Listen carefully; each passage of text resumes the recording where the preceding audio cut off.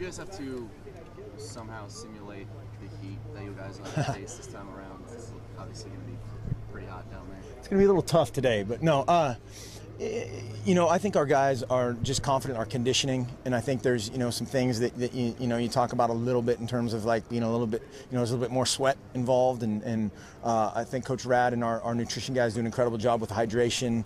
That is knock on wood, never an issue, and so I think that's one of those things, kind of like altitude or whatever, that you kind of just you don't talk about too much. You just deal with it and go.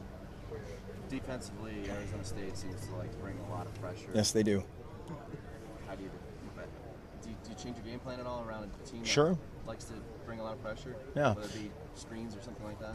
I think that's part of it. Absolutely. You've got a game plan to that's the fine line always in game planning, is, are you playing to your strengths, to their perceived weaknesses, if there are any, and then also kind of what do they do that makes you check yourself. And so that's just always the game with us, is we want to play to our strengths as much as possible, play with our foot on the gas as much as possible, and they are a very aggressive defense. So somewhere in that is where the game has to give and take.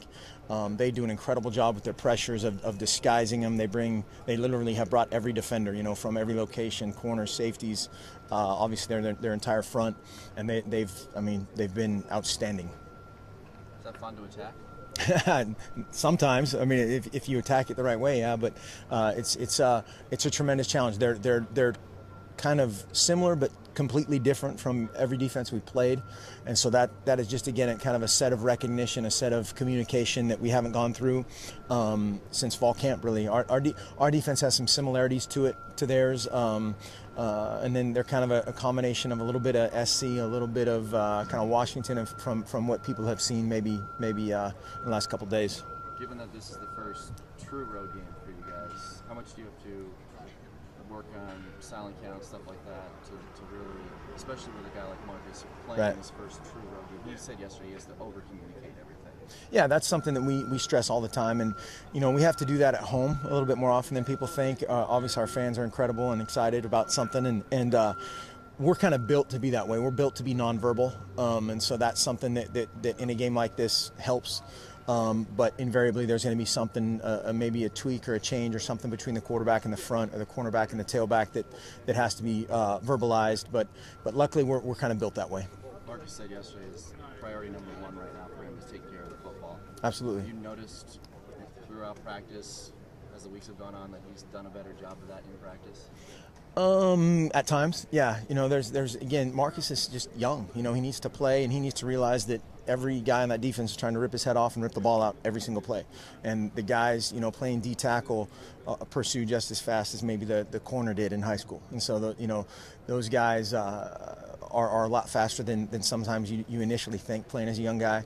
And yes, absolutely, number one for everybody on offense is take care of the ball. What do you tell all the young guys about playing, versus the Washington State game as opposed to coming into here? What do you tell them? Yeah, it's a fine line again of, we need to prepare to play our best game, and we concentrate on ourselves. And we talk about the opponent in terms of scheme and personnel, and then move on.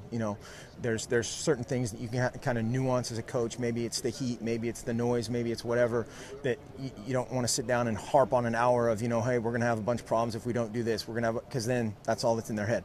And so again, it's just kind of that fine line of confidence, communication, and just doing our deal. Thanks, Marcus.